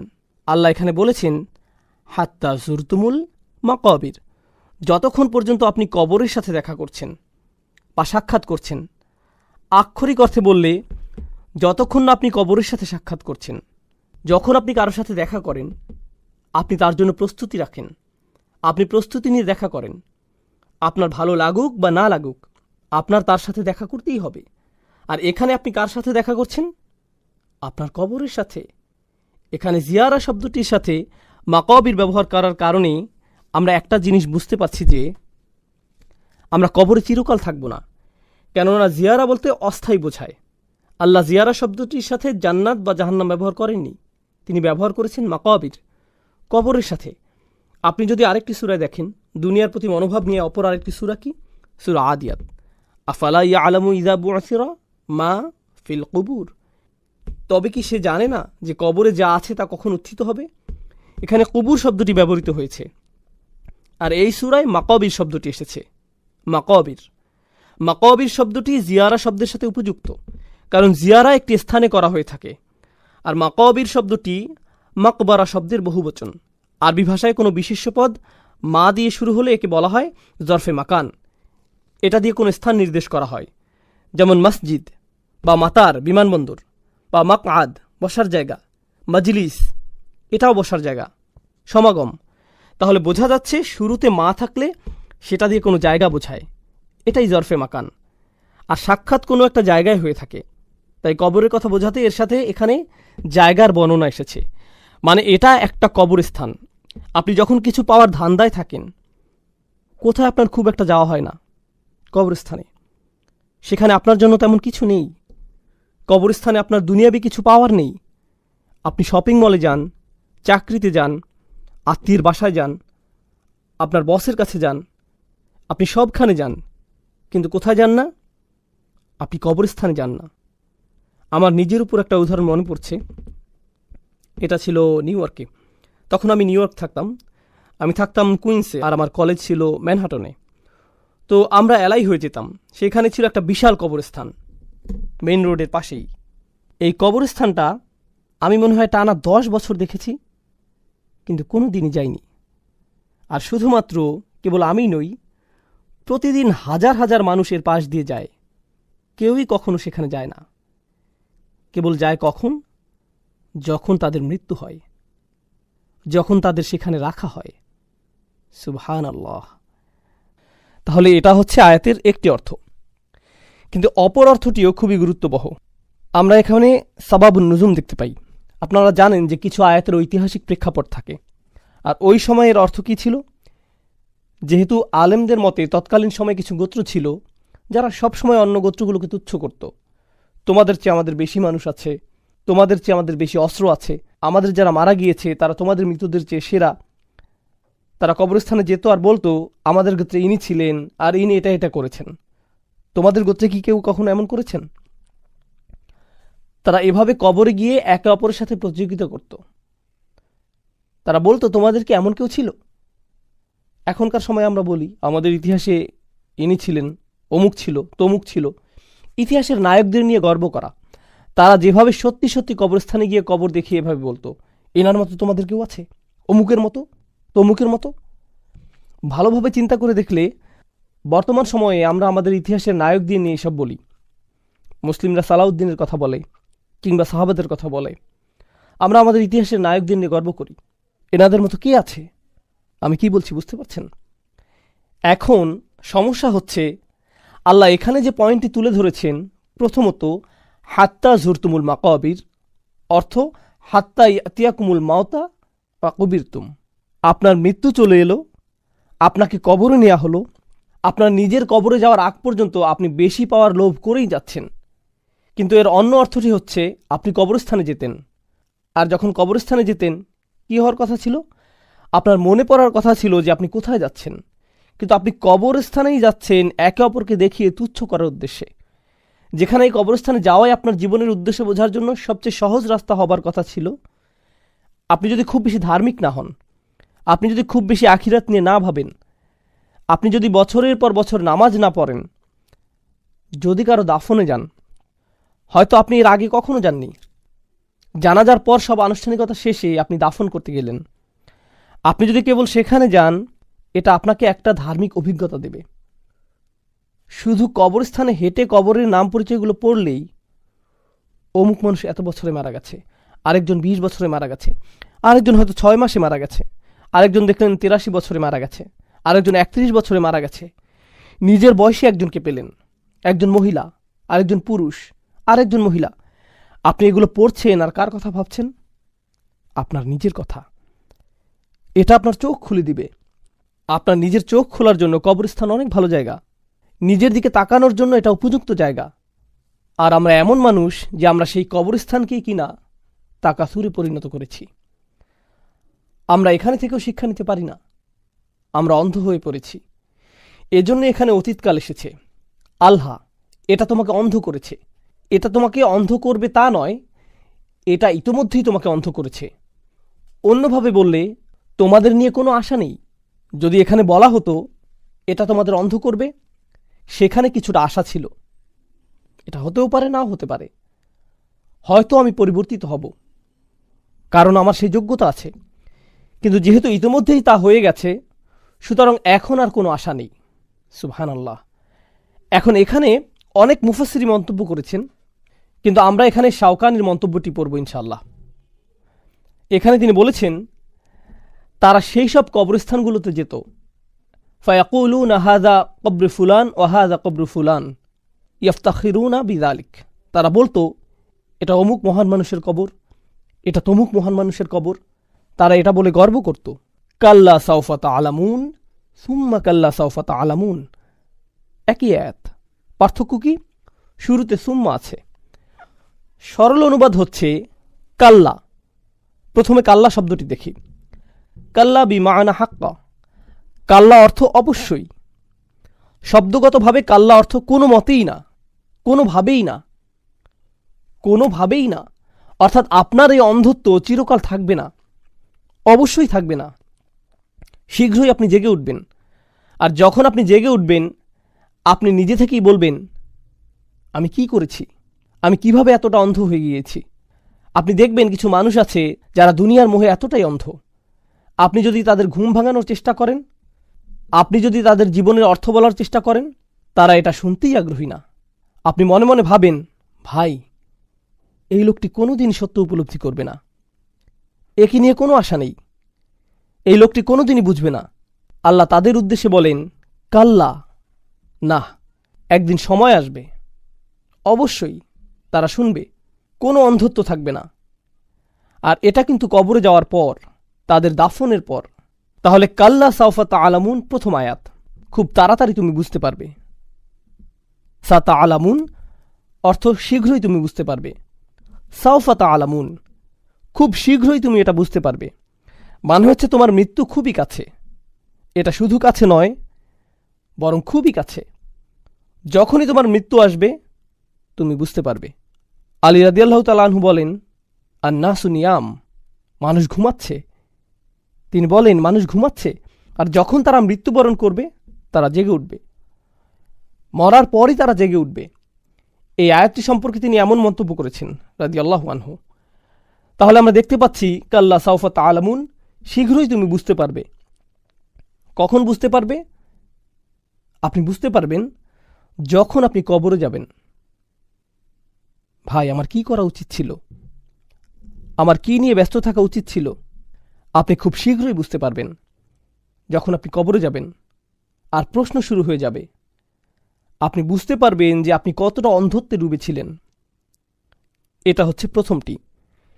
এরপর আল্লাহ বলেন, সুম্মা কাল্লা সাউফা তা'লামুন, অতঃপর আবার সুম্মা কাল্লা সাউফা তা'লামুন। কয়েকজন আলেম মন্তব্য করেছেন, এই আয়াতটি শুধুমাত্র গুরুত্ব দেওয়ার জন্য ব্যবহৃত হয়নি, প্রথম আয়াতটি কবরে প্রশ্নের মুখোমুখি হওয়ার কথা বোঝাচ্ছে। তখন আপনি বুঝতে পারবেন আপনি কতটা ভয়ঙ্কর পরিস্থিতির মধ্যে ছিলেন। আর দ্বিতীয়বার শীঘ্রই তুমি বুঝতে পারবে দিয়ে বোঝাচ্ছে যখন আপনি কবর থেকে বের হবেন, বিচারের দিন শুরু হবে আর আপনার সব ভালো আমল ধ্বংস হয়ে যাবে, আপনি আসল বাস্তবতা দেখতে পাবেন। তখন আপনি সত্যি সত্যি বুঝতে পারবেন আপনি কতটা মোহগ্রস্ত ছিলেন। পুরো আমলনামা আপনার সামনে থাকবে। দ্বিতীয়বারের আমলনামা প্রথমবারের চেয়ে আরও ব্যাপক আকারে থাকবে। কবরে আপনাকে প্রশ্ন করা হবে, কিন্তু সেখানে সব কিছু থাকবে না। যখন আপনি বিচারের দিনে উপস্থিত হবেন, আপনাকে কিভাবে জিজ্ঞেস করা হবে? সম্পূর্ণভাবে। যেহেতু দ্বিতীয়বারের জিজ্ঞাসা প্রথমবারের চেয়ে ভয়াবহ হবে, এজন্যই দ্বিতীয় আয়াতে সুম্মা শব্দটি সেই ভয়াবহতা বোঝাচ্ছে। সুম্মা দিয়ে কয়েকটি জিনিস বোঝায়। এটা তাহকিম যোগ করে, এটা তাহউইল যোগ করে, এটা দিয়ে গুরুত্ব বুঝায়, এটা দিয়ে ভয়াবহতা বুঝায়, এটা দিয়ে বাক্যের সম্পূর্ণতাও বুঝায়। তাহলে আল্লাহ আজ্জা ওয়া জাল্লা বলছেন কাল্লা সাউফা তা'লামুন সুম্মা কাল্লা সাউফা তা'লামুন। আল জামাখশারি খুবই চমৎকার একটা মন্তব্য করেছেন। তিনি বলেছেন ইনজার আল ইয়াখাফু ফায়ালতাবিহু মিন গফলাতিহিম। এটা আল্লাহর পক্ষ থেকে একটা নিয়ামত, এটা একটা সতর্কবার্তা, যাতে তারা তাদের অন্ধত্ব ও মোহ কাটিয়ে উঠতে পারে। আর এই পুনরাবৃত্তির মাহাত্ম্য হচ্ছে এখানে পুনরায় বলার কারণে আরও জোর দেয়া হয়েছে। আমি বলে দিচ্ছি, আমি তোমাকে বলে দিচ্ছি। এভাবে দুইবার বললে কেমন শোনায়? যে শুনবে সে পুরোপুরি সতর্ক হয়ে যাবে। ধরুন আপনার বাচ্চারা পার্কিংয়ে খেলছে, আপনি সত্যিই চান যে তারা খেলা বন্ধ করুক। থামো থামো থামো। আপনি একবার বলেন না, কয়েকবার বলেন, কয়েকবার বলেন। কথার গুরুত্ব বোঝাতে আপনি কি করেন? আপনি বারবার বলেন। তুমি বুঝতে পারবে, তুমি বুঝতে পারবে। কাল্লা সাউফা তা'লামুন সুম্মা কাল্লা সাউফা তা'লামুন। আল্লাহ যেভাবে আমাদের সতর্ক করেছেন তা এই পুনরাবৃত্তির মাধ্যমে ফুটে উঠেছে। আল আউয়ালু আসাদ আরবিতে এভাবে ব্যবহৃত হয়ে থাকে, যেমন আকুলুলাক সুম্মা আকুলুলাক। আমি বলে দিচ্ছি ভাই, আমি তোমাকে বলে দিচ্ছি। দ্বিতীয়বার বলতে হয়। আপনি এভাবে দুইবার বলেন। বিষয়টি হচ্ছে এভাবে দুইবার না বললে এর তেমন প্রভাব পড়বে না, তারা এটাকে স্বাভাবিকভাবে নিবে। সুতরাং আপনাকে এমন শক্তভাবে বলতে হবে। আমাদের সমস্যা হচ্ছে কোরআন আমাদের কাছে কেবলই একটা বই, আমরা এটা পড়ছি, কিন্তু কাফেরদের সামনে যখন কোরআন পাঠ করা হতো তখন এটা বই আকারে পড়া হতো না। এটা কিভাবে উপস্থাপিত হতো? কথার মতো করে। আর যখন আপনি কিছু বলেন, আপনার শ্রোতা এর আবেগ অনুভূতি বুঝতে পারে, কিন্তু লেখার মধ্য দিয়ে এটা ততটা সহজ নয়, কিন্তু কথাই সম্ভব। এজন্যই এখন যদি আপনি কোরআন পড়েন, আপনি হয়তো সেভাবে প্রভাবিত হবেন না, কিন্তু যখন আপনি নামাজে এটা শুনবেন, বলুন তো কী হবে? আপনার হৃদয়ের মধ্যে এটার প্রভাব থাকবে। কারণ কোনো কিছু শুনলে এর একটা প্রভাব আছে, কিছু শুনলে এর প্রভাব হৃদয় থেকে হৃদয়ে পৌঁছে যায়। কেউ যদি আপনাকে ইমেইলে কোনো উপদেশ দেয়, আপনি ততটা গুরুত্ব দেন না। কেউ যদি আপনাকে ফোন করে কিছু বলে, আপনি যথেষ্ট গুরুত্ব দেন, কারণ যখন আপনি তার কথা শুনেন এটা আপনার হৃদয়ে পৌঁছে যায়। তাই কোরআনে আমরা দেখি যে সাহাবারা বলেননি করা'না ওয়া আতা'না, আমরা পড়লাম আর আমরা মানলাম। তারা কি বলেছেন? সামি'না ওয়া আতা'না, আমরা শুনলাম এবং আমরা মানলাম। লেখা পড়তে হয় আর কথা শুনতে হয়। আর এটা এতটাই শক্তিশালী যে মানুষ যখন শোনে তখন তা করতে বাধ্য হয়। আমাদের দারসুল কোরআনের মাহাত্ম্য হলো, আমরা জানি কোরআনের উপর লেকচার হয়, জ্ঞানী ও যোগ্য আলেমরা এটা পরিচালনা করেন ইনশাআল্লাহ। এর একটি মাহাত্ম্য হচ্ছে এটা কোরআনেরই একটি সুন্নাহকে পুনরুজ্জীবিত করে। কোরআন প্রাথমিকভাবে পড়ার জন্য আসেনি, কোরআন প্রথমত শোনার জন্য এসেছে। নবীজি সাল্লাল্লাহু আলাইহি সাল্লাম মানুষদের সামনে এটা তেলাওয়াত করতেন যেন তারা এটা শুনতে পারে। ইয়াতলু আলাইহিম আয়াতিহি। আর যখন এটা পড়া হয় তখন এর শক্তি ও আবেগের আবেদন কিছুটা কমে যায়, যখন এটা শোনা হয় না। কাল্লা লাউ তা'লামুনা ইলমাল ইয়াকিন, কখনো নয়, তোমরা যদি নিশ্চিত জ্ঞানে জানতে। লাউ হচ্ছে কালিমাতুল হাসর। এটা এমন একটি শব্দ যা দিয়ে বোঝায়, একে বলা হয় আফসোস। আল্লাহ আজ্জা ওয়া জাল্লা এখানে তাদের পক্ষ থেকে আফসোস করছেন। যদি তোমরা নিশ্চিতভাবে জানতে, যদি তোমাদের সত্যিই জ্ঞান থাকতো। কেমন জ্ঞান? তিনি বলছেন ইলমাল ইয়াকিন, যদি তোমাদের সুনিশ্চিত জ্ঞান থাকতো, যা অবশ্যই ঘটবে, তা যদি তোমরা জানতে। এটাই ইলমাল ইয়াকিন। এর কিছু পরে আমরা আরেকটি জিনিস দেখব, সেটা হলো আইনাল ইয়াকিন, তাই না? সুম্মা লাতারাউন্নাহা আইনাল ইয়াকিন। তাহলে এখানে দুইটি বিষয়, একটি হচ্ছে সুনিশ্চিত জ্ঞান, অপরটি হলো সুনিশ্চিত চোখ। এগুলো বর্ণনাত্মক বাক্য, আমরা এগুলো নিয়ে পরে আলোচনা করব ইনশাআল্লাহ তাআলা। এরপর আমরা দেখি যে কোরআনের তৃতীয় আরেকটি বিষয় উল্লেখ করা হয়েছে, যা দুইবার এসেছে। আল্লাহ আযজা ওয়া জাল্লা হাক্কুল ইয়াকিন শব্দটি ব্যবহার করেছেন, ওয়া ইন্নাহু লা হাক্কুল ইয়াকিন। তাহলে প্রথমে হচ্ছে ইলমাল ইয়াকিন, আইনাল ইয়াকিন এবং হাক্কুল ইয়াকিন, তিনটি বিষয়। এই আয়াত বোঝার আগে আমাদের এই তিনটি বিষয় বুঝে নিতে হবে। তাহলে আসুন এগুলো বুঝে নেই ইনশাআল্লাহ তাআলা। প্রথমে আসুন ইয়াকিন শব্দটি দেখি। এই তিনটির মধ্যে এই শব্দটি কমন আছে, এর মধ্যে দুইটি এই সূরাতেই রয়েছে। কোন দুইটি? ইলমাল ইয়াকিন, আইনাল ইয়াকিন। আর তৃতীয় বিষয়টি এই সূরায় আসেনি। এটা কোথায় এসেছে? হাক্কুল ইয়াকিন। তাহলে প্রথমে আসুন আমরা এর অর্থ জেনে নেই। ইমাম রাগিব বলেন, ইয়াকিন হচ্ছে এমন জ্ঞান যা কোনো কিছু সম্পর্কে জানা বা কোনো কিছু সম্পর্কে ভাষা জ্ঞান রাখার ঊর্ধ্বে। এটা হচ্ছে জ্ঞানের উঁচু স্তর। এটা হচ্ছে প্রথম অর্থ। এটা কোনো কিছু নিয়ে অল্প জানা নয়, এটা ইয়াকিন। আমি এই ইয়াকিন শব্দের অনুবাদ করতে চাই এভাবে, এটা হচ্ছে দৃঢ় প্রত্যয় বা অটুট প্রত্যয়। আপনি কোনো কিছুতে পুরোপুরিভাবে সম্পূর্ণরূপে সম্মত হয়েছেন, তখন আপনি ইয়াকিন শব্দটি ব্যবহার করবেন। এটা ইমানের চেয়েও শক্তিশালী শব্দ। কিভাবে এটা ইমানের চেয়েও শক্তিশালী শব্দ, সেটা আমরা পরবর্তীতে দেখব। এরপর আমরা পাই আবু হিলাল আল আসকারি ইয়াকিন শব্দটি সম্পর্কে মন্তব্য করেছেন। তিনি বলেছেন, ইয়াকিন হচ্ছে সেই জিনিস যাতে আপনি এতটাই সম্মত যে অন্তর থেকে আপনি এটা নিয়ে খুশি, আপনি মন থেকে এটা নিয়ে সন্তুষ্ট। যেমন ধরুন, কেউ হয়তো বলল যে পরকাল বলতে কিছু আছে, আপনি বললেন, আমার মনে হয় এটা সত্যি হতে পারে, হ্যাঁ থাকার সম্ভাবনা আছে, আচ্ছা আমার এটা নিয়ে কোনো সমস্যা নেই। এটা ইয়াকিন নয়, এটা কোনো মতে মেনে নেয়া। কিন্তু আপনি যখন জানেন যে এটা অবশ্যই আছে, অবশ্যই আছে, গতকাল যেমন ছিল তেমন, আপনি আমার সামনে বসে আছেন, এটা যেভাবে জানেন সেভাবে আখিরাতে বিশ্বাস করেন, তখন এটা ইয়াকিনে পরিণত হয়। আপনি অন্তরে এটা সাধারণভাবে বিশ্বাস করেন না, বরং অটুটভাবে বিশ্বাস করেন। এটাই হচ্ছে ইয়াকিনের প্রথম অর্থ। দ্বিতীয়ত, ওয়ানাহজুস সদর বিমা আমালিহি। আসলে এটা দ্বিতীয় অর্থ। প্রথমটি ছিল সুকুনুন নফস, যার মানে আপনি এটা নিয়ে দ্বিতীয়বার ভাববেন না, এটা নিয়ে আপনি পুনরায় চিন্তা করেন না, এটা আপনি এ ব্যাপারে নিশ্চিত, আপনার কাছে এটাই সত্যিকার বাস্তবতা। আপনি এটা নিয়ে দৃঢ় প্রতিজ্ঞ, যা নিয়ে আপনি দ্বিতীয়বার ভাবেন না। তাহলে এই হচ্ছে এর দুইটি মর্মার্থ। একটি হচ্ছে আপনি এটা নিয়ে দ্বিতীয়বার ভাববেন না, আর দ্বিতীয়ত আপনি এই বাস্তবতা নিয়ে পুরোপুরি সন্তুষ্ট। এখন কোরআনে ইয়াকিন শব্দটি কিভাবে ব্যবহৃত হয়েছে? আমরা পাই ইয়াকিন শব্দটি মৃত্যু বোঝাতে ব্যবহৃত হয়েছে। হাত্তা আতান আল ইয়াকিন ও আবুদ রব্বাকা হাত্তা ইয়াতিয়াকাল ইয়াকিন। ইয়াকিন শব্দটি মৃত্যু বর্ণনা এসেছে। কেন? এমনকি কাফেরও কিসে বিশ্বাস করে? মৃত্যুতে। আপনি আখিরাতে অবিশ্বাস করতে পারেন, আপনি কবরের প্রশ্নগুলোকে অবিশ্বাস করতে পারেন, আপনি জান্নাত জাহান্নামকে অবিশ্বাস করতে পারেন, ঠিক আছে। কোন সুস্থ স্বাভাবিক মানুষ মৃত্যুর প্রতি অবিশ্বাস করতে পারে না। এটাই হচ্ছে সুনিশ্চিত বিশ্বাস। যে কোনো আলোচনার শুরুই এটা, যে কারো জন্যই। কোন জিনিসটি সবাই সুনিশ্চিত বলে বিশ্বাস করে? ভবিষ্যতের কোন জিনিসটি আমরা নিশ্চিত বলে জানি? মৃত্যু। একেবারে সুনিশ্চিত। তাহলে এটা সবার জন্যই এতটা নিশ্চিত একটি বিষয় যে আল্লাহ এখানে ইয়াকিন শব্দটি ব্যবহার করেছেন।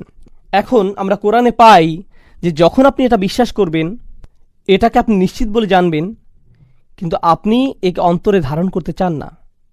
আমরা এমনটি কোরআনেও দেখতে পাই। আল্লাহ বলেন, যখন আপনি তাদেরকে শেষ সময়ের কথা বলেন, তারা বলে আচ্ছা আমরা এটা নিয়ে ভেবেছি, শুধুমাত্র ভেবেছি, এর বেশি কিছু নয়। সময়ের কথা বলেন, তারা বলে আচ্ছা আমরা এটা নিয়ে ভেবেছি, শুধুমাত্র ভেবেছি। আমার মনে হয় এটা হলেও হতে পারে, কিন্তু আমরা পুরোপুরি নিশ্চিত নই। ওমা নাহনু বিমুস্তাইকিনিন, আমরা এ বিষয়ে দৃঢ় বিশ্বাসী নই। শুনে এটাকে বেশ চমৎকার মনে হচ্ছে ভাই, তোমাদের মুসলিমদের ধর্মবিশ্বাস খুবই চমৎকার মনে হচ্ছে, এভাবেই তারা বলে। কিন্তু তারা এটাকে ইস্তিকান করে না, তারা একে অন্তরে ধারণ করে না। তাহলে যার ইয়াকিন নেই সে এমন বেদনাদায়ক মন্তব্য করে। তাহলে এখন আসুন আমরা ইলম আল ইয়াকিন, আইন আল ইয়াকিন আর হাক্কুল ইয়াকিন এই সম্পর্কে জানি। আমি আপনাদের উদাহরণ দিয়ে বোঝাবো। আপনি হয়তো গাড়ি চালাচ্ছেন, হঠাৎ আপনি কিছু ধোঁয়া দেখলেন। আপনি কোনো আগুন দেখতে পাননি, আপনি শুধুমাত্র ধোঁয়া দেখেছেন। আপনি সেই ধোঁয়া দেখেই বুঝে গেছেন যে আশেপাশে কোথাও কি আছে, আগুন আছে। কিন্তু আপনি কি আগুন দেখছেন? না। আপনি আপনার জ্ঞানের মাধ্যমে বুঝতে পারছেন যে যেহেতু এখানে ধোঁয়া দেখা যাচ্ছে, নিশ্চয়ই আশেপাশে কোনো আগুন থেকে এটা আসছে। আপনি আপনার নিজের চোখে দেখেননি, নিজের জ্ঞান থেকে আপনি এটা বুঝতে পারছেন। এটাই হলো ইলম আল ইয়াকিন, এমন সুনিশ্চিত বিশ্বাস যা আপনার নিজের জ্ঞান থেকে আহরিত। আপনার এটা নিজের চোখে দেখতে হবে না, আপনার নিজের জ্ঞান থেকে আপনি বুঝতে পারবেন এখানে কি হচ্ছে। কোনো কিছু সম্পর্কে নিশ্চিত হবার জন্য এটা খুবই কার্যকর একটা পন্থা। আপনি ধোঁয়া দেখেছেন, অবশ্যই কোথাও আগুন লেগেছে। আপনি হয়তো ভেজা মাটি দেখেছেন, আপনি বাড়ির বাইরে বের হলেন, বের হয়ে দেখলেন পুরো পার্কিং লটটা ভিজে গেছে বা পুরো উঠোনটা ভেজা, তার মানে অবশ্যই বৃষ্টি হয়েছে। আমি যখন ঘুমাচ্ছিলাম তখন হয়তো বৃষ্টি হয়েছে। আপনি কিছু দেখে বোঝার চেষ্টা করেছেন। আপনি কি নিজের চোখে বৃষ্টি দেখেছেন? না। কিন্তু এটা কেমন ইয়াকিন, কেমন বিশ্বাস? ইলম আল ইয়াকিন। আপনি যদি আরও কাছে যান, নিজের চোখে আগুন দেখেন, আপনি ধোঁয়া দেখেছেন, এখন নিজের চোখে আপনি আগুনও দেখছেন। এখন এটা কেমন ধরনের ইয়াকিন? আইন আল ইয়াকিন। আপনি এটা নিজের চোখে দেখেছেন। এই বিশ্বাসটি আপনার জ্ঞানলব্ধ নয়, বরং এটা আপনি নিজের চোখে দেখেছেন। তখন আপনি আরও কাছে গেলেন, আরও উপলব্ধি করলেন সম্ভবত এখানে কোনো চালবাজি আছে। আরও কাছে গিয়ে আপনি আগুন স্পর্শ করলেন, আর আপনি আগুন অনুভব করলেন, আগুনের উত্তাপ অনুভব করলেন। আপনি যখন আগুনের কাছে গেলেন, আপনি আগুনের তাপ অনুভব করলেন। যখন আপনি অনুভব করলেন, সেটা কি জানেন? সেটাই হচ্ছে হাক্কুল ইয়াকিন। 3টি ধাপ। এর সত্যিকার অবস্থাটি আপনি পুরোপুরি উপলব্ধি করেছেন, আর এটাই হচ্ছে হাক্কুল ইয়াকিন। এই দুনিয়াতে আল্লাহ আমাদের জন্য 2টি বিষয় রেখেছেন।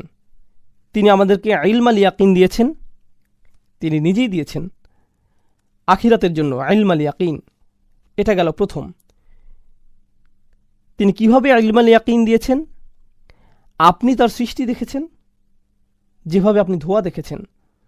ধোঁয়া তো এসেছে কোনো আগুন থেকে, তাই না? আপনি সৃষ্টি দেখেছেন, এগুলো দেখে কি প্রশ্ন জাগে এসব কোথা থেকে এসেছে? কোথা থেকে এসেছে? এসব কার প্রতি নির্দেশ করে? আল্লাহ। আপনি কি নিজের চোখে আল্লাহকে দেখেছেন? আইন আল ইয়াকিন? না, আপনি তাকে দেখেননি, কিন্তু আপনার ইলম আল ইয়াকিন আছে, সুনিশ্চিত জ্ঞান। অবশ্যই এই কথা, এই কোরআন, এই বইয়ের নির্ভুলতা আপনি দেখছেন। এটা কিভাবে কোনো মানুষের রচিত হতে পারে? এটা কেমন ধরনের জ্ঞান? আপনি এ থেকে কেমন জ্ঞান অর্জন করেন? সুনিশ্চিত জ্ঞান। এটি ছিল প্রথমটি। এরপর আল্লাহ আজ্জা জাল্লা বলেন, কাল্লা লাউ তা'লামুন ইলম আল ইয়াকিন। যদি তোমাদের নিশ্চিত জ্ঞান থাকতো, তোমাদের যদি ওহির জ্ঞান থাকতো, তাহলে তোমরা নিশ্চিত হতে যে আখিরাত অবশ্যই আছে। তোমরা নিশ্চিত হতে যে তোমাদের একজন স্রষ্টা আছে, যিনি তোমাদের জিজ্ঞাসা করবেন। তোমরা আল্লাহর নবীর ব্যাপারে নিশ্চিত হতে। এর জন্য তোমাদের শুধুমাত্র জ্ঞানের প্রয়োজন ছিল, যা আমি তোমাদেরকে দিয়েছি। আল্লাহ তাআলা কোরআনে বলেন, আর রহমান আল্লামা আল কুরআন। তিনি শিক্ষা দিয়েছেন কোরআন। আরেকটি বিষয় হচ্ছে, কোরআনের বর্ণনা দিতে গিয়ে আল্লাহ বলেন, ইন্নাহু লাহাক্কুল ইয়াকিন। এবার তৃতীয় পয়েন্টটি দেখি, আগুনের তাপ অনুভব করা। এটাও কিন্তু দুনিয়াতে পাওয়া যায়। প্রথমে ইলম আল ইয়াকিন, এরপর আইন আল ইয়াকিন বাদ দিয়ে আমরা চলে গেলাম হাক্কুল ইয়াকিনে। আইন আল ইয়াকিনকে বাদ রাখছি কেন? আসলে ইসলামের ব্যাপারে পড়াশোনা করা এবং এতে বিশ্বাস করা একটি ব্যাপার, যেমন গবেষণা করা, বুঝতে পারছেন? কিন্তু এর বাইরে এমন কিছু উপলব্ধি আছে যা আপনার হৃদয়ে প্রবলভাবে আক্রান্ত করে এবং আপনি বুঝতে পারেন আল্লাহ এটাই সত্যি। এটাই হচ্ছে ইহসানের অবস্থা, যা আল্লাহ রসুল সাল্লাল্লাহু আলাইহি সাল্লাম হাদিসে জিবরিলে বর্ণনা করেছেন। আন তা'বুদাল্লাহা কাআন্নাকা তারাহু ওয়া ইল্লাম ইয়াকুন তারাহু ফাইন্নাহু ইয়ারাক। তুমি এমনভাবে আল্লাহর ইবাদত করবে যেন তুমি তাকে দেখছ, আর তুমি যদি তাকে নাও দেখো জেনে রাখবে তিনি তোমাকে অবশ্যই দেখছেন। এখানে দেখার কথা বলা হচ্ছে, কিন্তু এখানে কি সত্যিকার অর্থে দেখতে বলা হচ্ছে? না, বরং আপনাকে অন্তরে বিশ্বাস করতে হবে যে এটাই সত্য, যেন আপনি তাকে দেখতে পাচ্ছেন। এটাই হাক্কুল ইয়াকিন, পুরোপুরি নিশ্চিতভাবে। এটা কোরআনে বর্ণনা দিতে ব্যবহৃত হয়েছে। তাই আমরা যদি আইনুল ইয়াকিন অর্থাৎ বুদ্ধিবৃত্তিক জ্ঞান থেকে এমন হৃদয়ঙ্গম জ্ঞানের আলোচনায় যাই, তাহলে আমরা বুঝতে পারি এটা হচ্ছে আল্লাহর কিতাব সুবহানাহু ওয়া তাআলা। তিনি এভাবেই একে বর্ণনা করেছেন। যাই হোক, এই ছিল 3 ধরনের জ্ঞান, কিন্তু এগুলো কোথা থেকে শুরু হয়েছে? ইলম আল ইয়াকিন। ইলম আল ইয়াকিন। কাফেরদের সমস্যা ছিল তারা ইলম আল ইয়াকিন চায়নি। তারা কি চেয়েছিল? আইন আল ইয়াকিন। তুমি আমাদেরকে বলছো যে চাঁদ তারা একে অপরের দিকে ছুটে আসবে, তুমি বলছো সমুদ্র আগুনে পুড়ে যাবে, তুমি বলছো জান্নাত জাহান্নাম। আমি তো এসবের কিছুই দেখিনি। আমি যদি দেখি তাহলে আমি মেনে নেব। আপনারা শোনেননি যা দেখি না তা বিশ্বাস করি না? এটা কেমন ধরনের ইয়াকিন? আইন আল ইয়াকিন। তারা এটাই চেয়েছিল, কিন্তু আল্লাহ বললেন না, আমি তোমাদেরকে কি দিয়েছি? ইলম আল ইয়াকিন।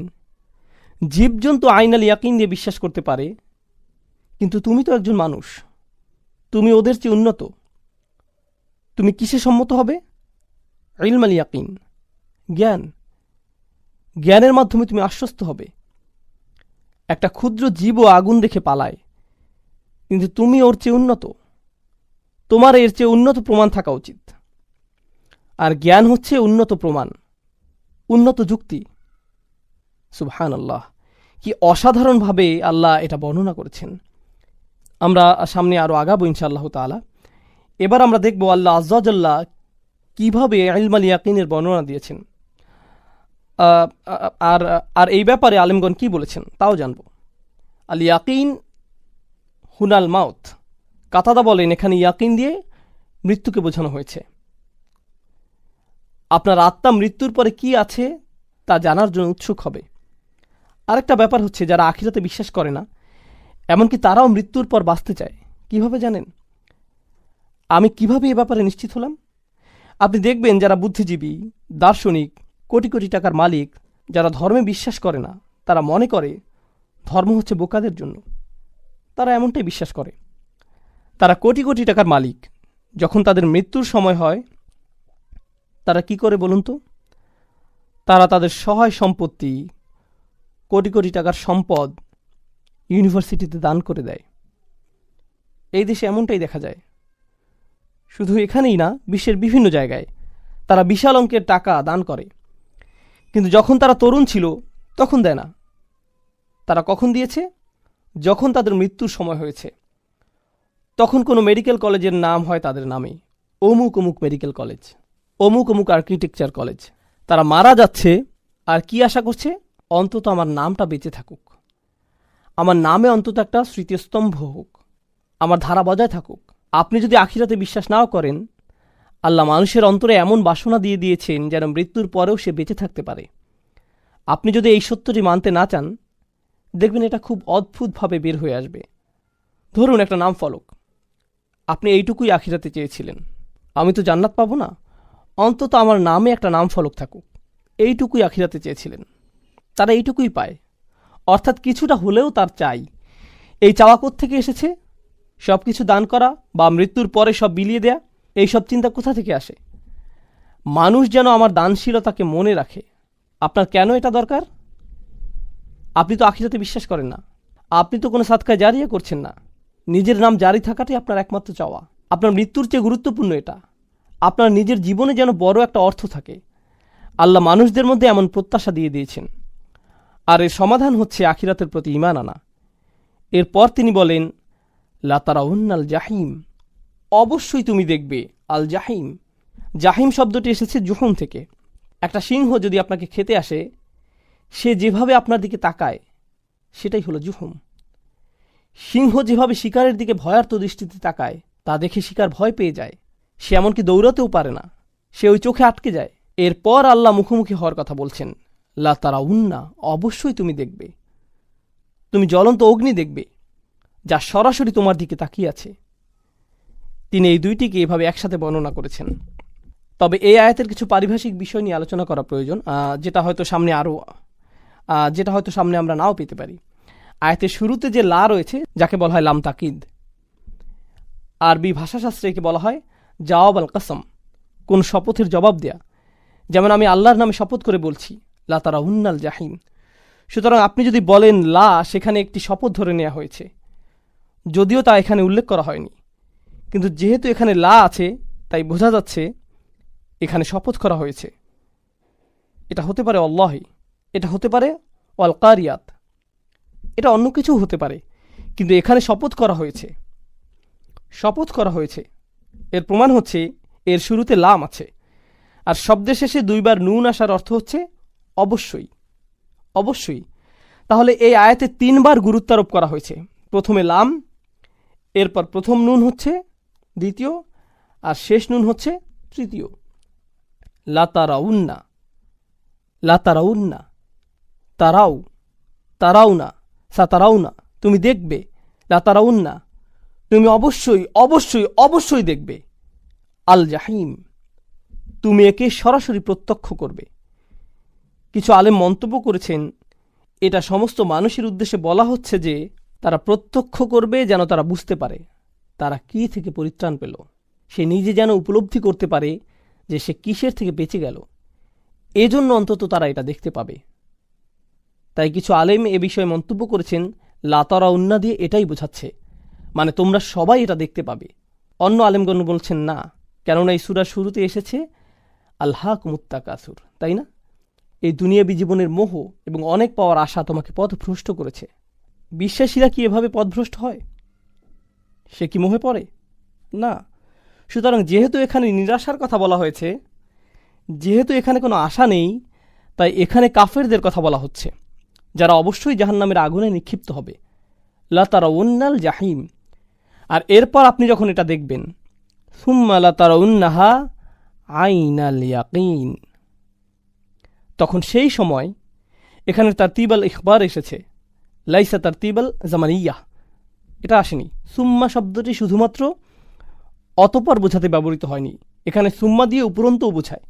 এখানে মূলত উপরন্ত হিসেবে ব্যবহৃত হয়েছে, এটাই তারতিব আল ইখবার। উপরন্ত আপনি যখন এটা দেখবেন, আপনি দেখবেন আপনার দৃঢ় বিশ্বাসের চোখে, আইন আল ইয়াকিন, অর্থাৎ আপনি বিশ্বাস করবেন কিসের ভিত্তিতে? জ্ঞানের ভিত্তিতে নাকি নিজের চোখে? তখন আপনাকে এটা দেখার জ্ঞান দেয়া হবে। তবু কি এটা আপনার জন্য যথেষ্ট নয়? আচ্ছা, ঠিক আছে, আপনার কি ধরনের জ্ঞান দরকার? আপনি নিজেই এটা পরখ করতে চান, তাহলে নিজে দেখতে হলে আপনাকেও সেখানে প্রবেশ করতে হবে। যদি কেবল তখনই আপনি বিশ্বাস করতে চান, আপনাকে তা দেয়া হবে, কিন্তু ততক্ষণে অনেক দেরি হয়ে গিয়েছে। সুম্মা লা তারাউন্নাহা আইনাল ইয়াকিন, অবশ্যই তোমরা তা দেখবে দিব্য প্রত্যয়ে। এখানে সুম্মা শব্দটি পূর্বের আলোচনা থেকে আলাদাভাবে এসেছে। যাই হোক, আমরা শেষ আয়াতটি দেখি ইনশাআল্লাহ তাআলা। সুম্মা লা তুসআলুন্না ইয়াউমা ইযিন আনিন নাঈম। তারপর এটা হচ্ছে জামানি, আপনি এটা দেখবেন, আপনি পুরোপুরি সম্মত হবেন। এরপর আপনাকে জিজ্ঞেস করা হবে সেই দিন, ইয়াউমা ইদিন, সেই দিন আপনাকে পূর্ণাঙ্গভাবে প্রশ্ন করা হবে।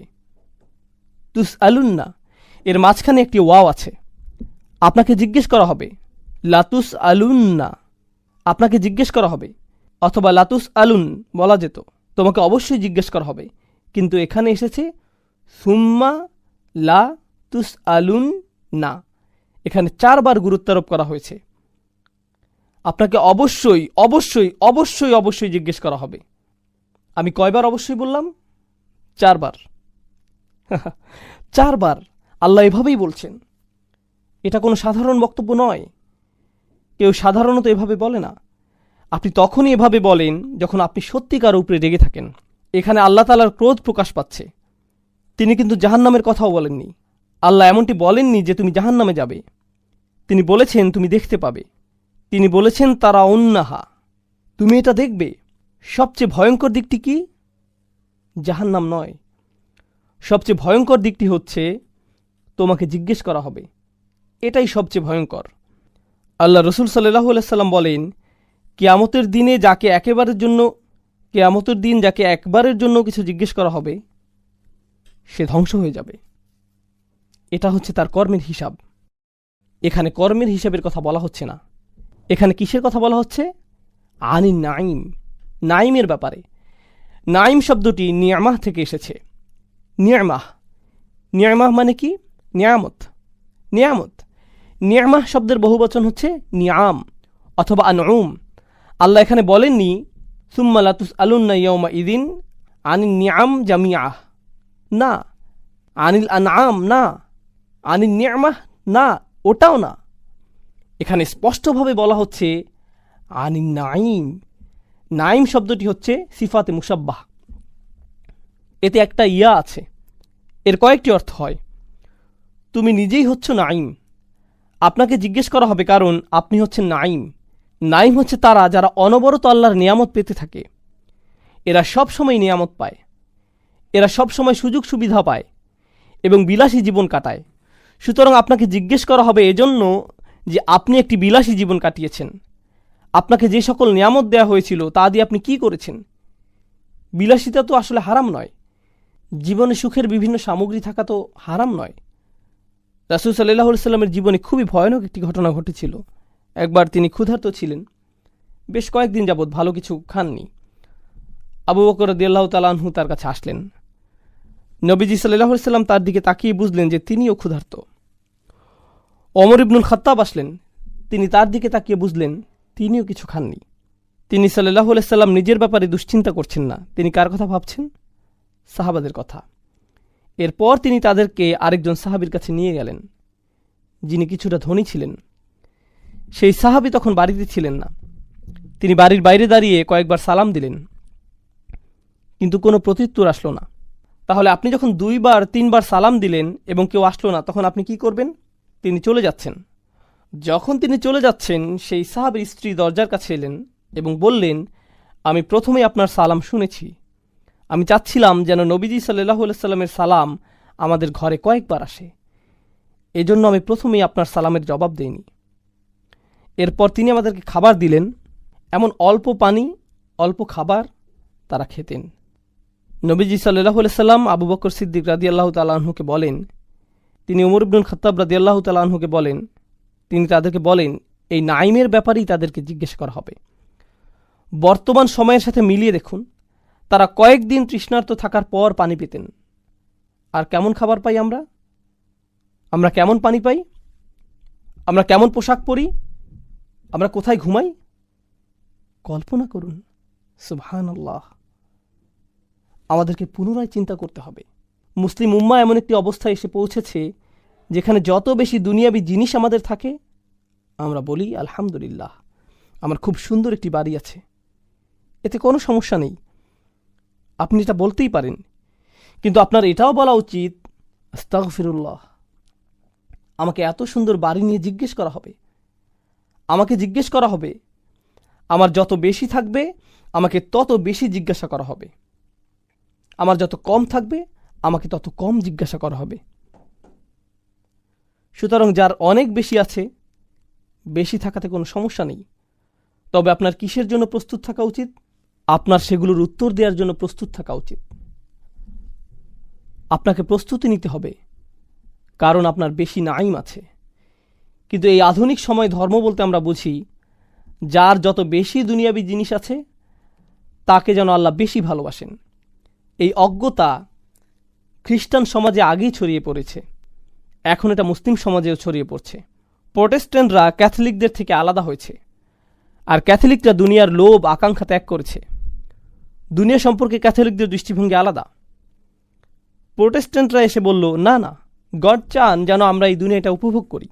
যদি আপনি রবিবারে তাদের কোনো ধর্মগুরুর কথা শোনেন, আমি মাঝে মধ্যে যা করি, আমি অবশ্যই কাউকে করতে বলি না, যদি আপনি তাদের কথা শোনেন, আপনি দেখবেন তারা বলছে গড চান যেন আপনি প্রমোশন পান, তিনি চান যেন আপনি খুব ভালো কোনো চাকরি পান, তিনি চান যেন আপনি লোন পান, তিনি চান যেন আপনি নতুন বাড়ি কিনতে পারেন, তিনি চান যেন আপনার অনেক টাকা। সে আপনাকে বলবে যে গড চায় যেন আপনার অনেক বেশি দুনিয়াবী সম্পদ হয়, কারণ আপনার যত বেশি থাকবে এর মানে গড আপনাকে তত বেশি ভালোবাসে।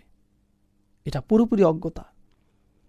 এই দুনিয়া দিয়ে প্রমাণ হয় না যে আল্লাহ আপনাকে কতটা ভালোবাসেন বা ঘৃণা করেন।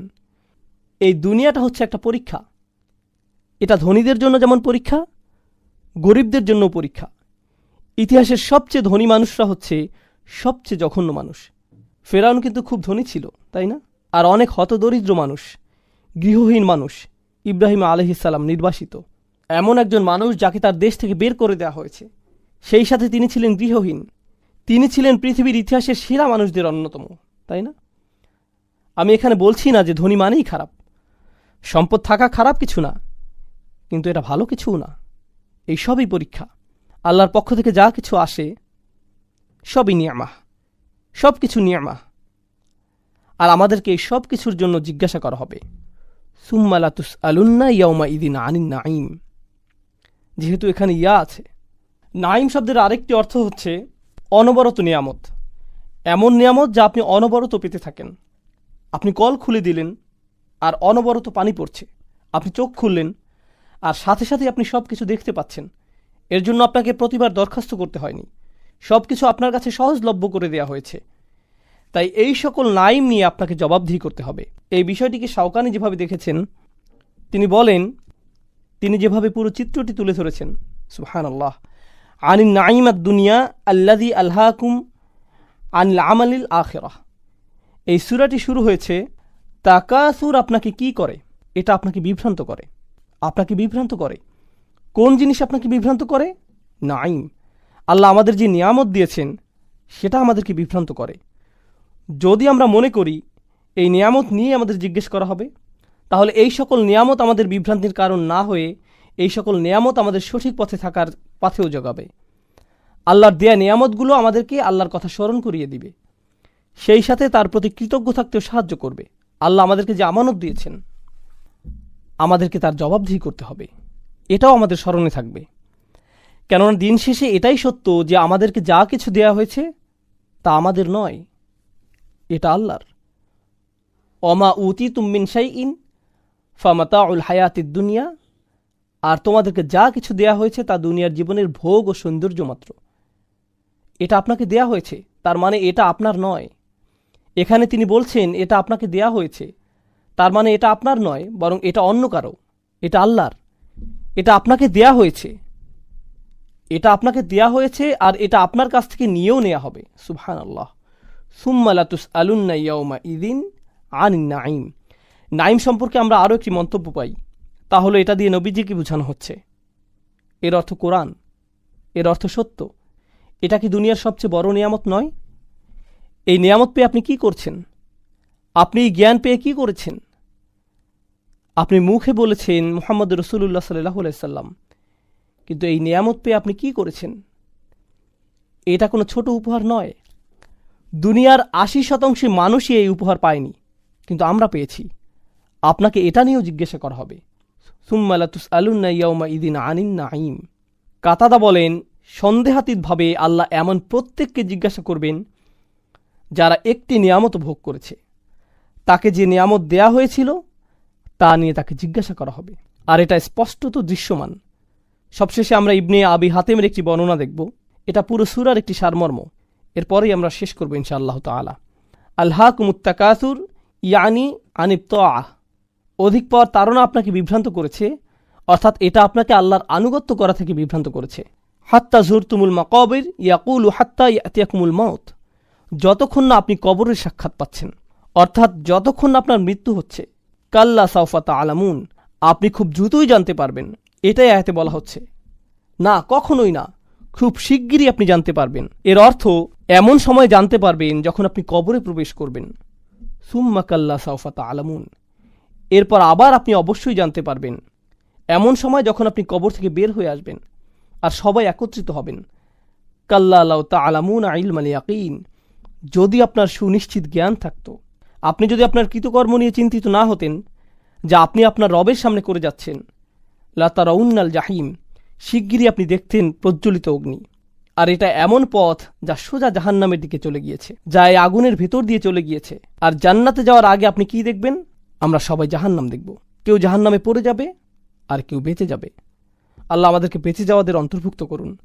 মুসলিমরা বেঁচে যাবে, তারা এ থেকে পুরোপুরি পরিত্রাণ পাবে। সুম্মা লা তুসআলুন্না ইয়াওমা ইদিন আনিন নাঈম, আপনাকে সব ধরনের নিয়ামত নিয়ে প্রশ্ন করা হবে। এর অর্থ কি? যা আপনার পেট ভরিয়েছে, অবারিদিশ শরব, আর ঠান্ডা পানীয়, আর আপনার ঘরের শীতলতা, আপনাকে সৃষ্টির ভারসাম্যতা, আপনার দুই হাত, ডান হাত, বাম হাত, আপনাকে যেভাবে ভারসাম্যপূর্ণ করে সৃষ্টি করা হয়েছে, আপনার ঘুমের আরাম। তিনি এখানে এই সব নাইম নিয়ে কথা বলেছেন। আমরা তো এগুলোকে নাইম মনেই করি না। আমি একটু বিশ্রাম নিয়ে নিই, আপনার একটু শোয়া নিয়েও আপনাকে প্রশ্ন করা হবে। সুবহান আল্লাহ। আল্লাহ আজ্জা জাল্লাহ আমাদেরকে সেই দিনের জন্য প্রস্তুত হওয়ার ও সত্যিকারের কৃতজ্ঞ হওয়ার তৌফিক দান করুন। তিনি আমাদের যে নিয়ামত দিয়েছেন তার প্রতি আল্লাহ আজ্জা জাল্লাহ আমাদের তাদের অন্তর্ভুক্ত করুন। আল্লাহ আজ্জা জাল্লাহ আমাদের সেই দিনের জন্য প্রস্তুত হওয়ার ও সত্যিকারের কৃতজ্ঞ হওয়ার তৌফিক দান করুন। তিনি আমাদের যে নিয়ামত দিয়েছেন তার প্রতি আল্লাহ আজ্জা জাল্লাহ তাদের অন্তর্ভুক্ত করুন যারা শিক্ষা গ্রহণ করে এবং সতর্ক হয়। আর আমরা যেন তা আমাদের জীবনে ও আমাদের পরিবারে প্রয়োগ করতে পারি। সর্বোপরি মানুষের জন্য যেন আমরা এই শিক্ষাগুলো ছড়িয়ে দিতে পারি। সুবহানাকা আল্লাহুম্মা ওয়া বিহামদিকা, নাশহাদু আল্লা ইলাহা ইল্লা আনত, নাস্তাগফিরুকা ওয়া নাতুবু ইলাইক। ওয়াসসালামু আলাইকুম ওয়া রাহমাতুল্লাহি ওয়া বারাকাতুহু।